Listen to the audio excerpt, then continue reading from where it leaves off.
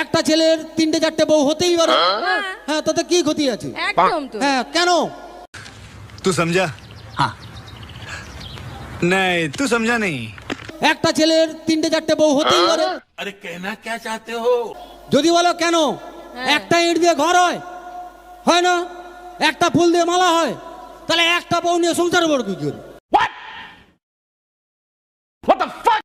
আসো খেলবো, খেলা হবে, খেলা হবে। সেটাও চুরির, যে প্যান্টটা পরেছে সেটাও চুরির, ভিতরে গেঞ্জিটা শুধু আমার।